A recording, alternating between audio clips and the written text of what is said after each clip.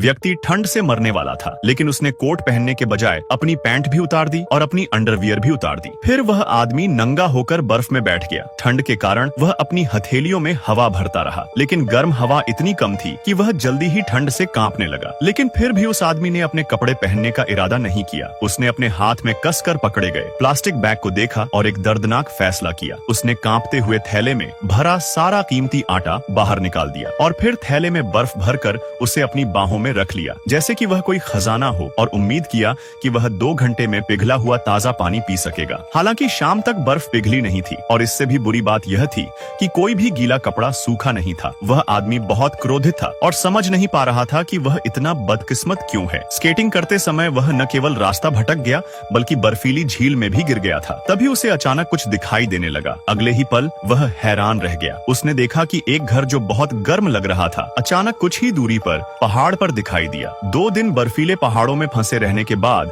आखिरकार उस आदमी को उम्मीद दिखी। इस समय वह बर्फ में नंगा होकर बच्चों की तरह खुशी मना रहा था। अपनी ऊर्जा बचाने के लिए उस आदमी ने गीले कपड़े पहने और आखिरकार चट्टान की दरार में दुबक गया। पास ही के घर को देखता हुआ गहरी नींद में सो गया। उसे बस कल तक इंतजार करना था। अगली सुबह वह व्यक्ति ऊर्जा से भरपूर महसूस करते हुए उठा और प्लास्टिक की थैली में रखी बर्फ पूरी तरह पिघल चुकी थी। सौभाग्य की बात यह थी कि मोबाइल फोन और रेडियो अभी भी चालू थे। सब कुछ सही चल रहा था। कुछ ही दूरी पर बादलों से घिरे घर को देखते हुए वह व्यक्ति पूरे आत्मविश्वास के साथ चल पड़ा। लेकिन जैसे जैसे समय बीतता गया सूरज और अधिक चमकीला होता गया और उस व्यक्ति की दृष्टि जिसने 3 दिनों से कुछ नहीं खाया था और धुंधली होती गई। इस समय उसे अचानक चक्कर आने लगा और वह जमीन पर गिर गया और फिर बर्फ पर पड़ा रहा। काफी देर तक उबकाई लेता रहा। उस आदमी ने 3 दिनों से कुछ नहीं खाया था। उसका पेट पहले से ही खाली था और वह केवल कड़वा पित्त ही उगल सकता था। वह कमजोर होकर जमीन पर गिर पड़ा और उसे फिर से खड़ा होने में काफी समय लगा। बाकी की यात्रा में खुद को फिर से चक्कर आने से बचाने के लिए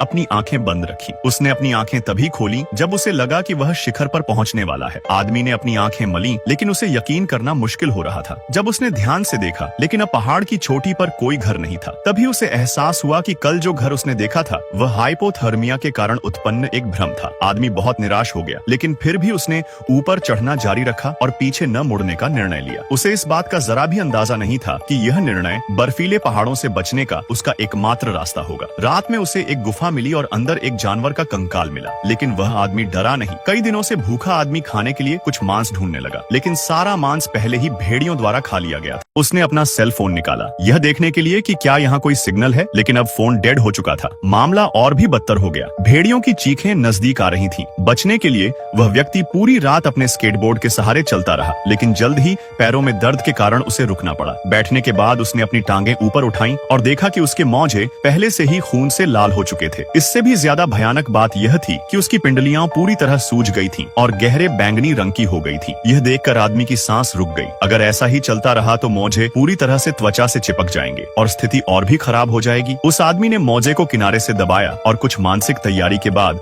उसने अपने दांत पीसकर जोर से खींचे,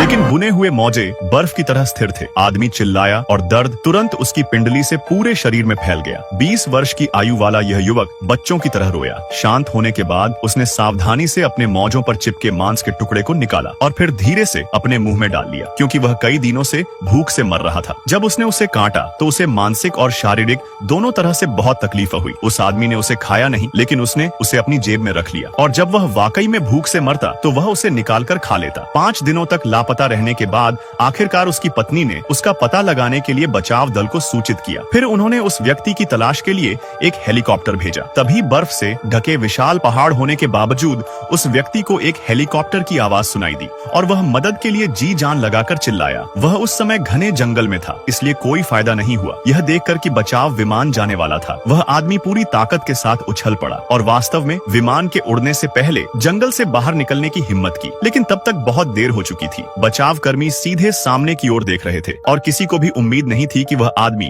उनके पीछे दिखाई देगा। वह व्यक्ति निराश हो गया। इस समय प्रेमिका की आंखों में भी आंसू थे। उस व्यक्ति की सारी शक्ति समाप्त हो चुकी थी और वह केवल निराशा में बर्फ में पड़ा था और मृत्यु की प्रतीक्षा कर रहा था। लेकिन 8वें दिन वह व्यक्ति अपनी दृढ़ चेतना से फिर से उठ खड़ा हुआ। अपने परिवार को देखने के संकल्प से उसने अपनी आंखें बंद कर ली और मांस के टुकड़े को अपने मुंह में ठूंस लिया। वह कई बार उल्टी करने के लिए मजबूर हुआ, लेकिन अंत में उसे निगल लिया। दिया। कुछ समय बाद वह आदमी आखिरकार चोटी पर पहुंच गया। उसने उत्साह से अपना रेडियो निकाला, लेकिन स्क्रीन पर अभी भी कोई सिग्नल नहीं था। आदमी अपने अपंग पैरों को घसीटता हुआ आगे बढ़ता रहा। फिर वह पहाड़ की चोटी के केंद्र तक पहुंच गया। उसने पुनः स्क्रीन पर देखा, लेकिन रेडियो में अभी भी कोई सिग्नल नहीं था और बैटरी का स्तर 5% से घटकर 4% हो गया। यह देखकर वह आदमी बिल्कुल टूट चुका था। वह जानता था कि अब उसे परमेश्वर ही बचा सकते थे, इसलिए वह करवट लेकर जमीन पर लेट गया। फिर अपने जीवन के अंत में उसने धीरे से अपनी आंखें बंद कर लीं, लेकिन उसे यह नहीं पता था कि रेडियो बंद होने से पहले आखिरी क्षण में सिग्नल आ गया था। जल्द ही एक हेलीकॉप्टर धीरे धीरे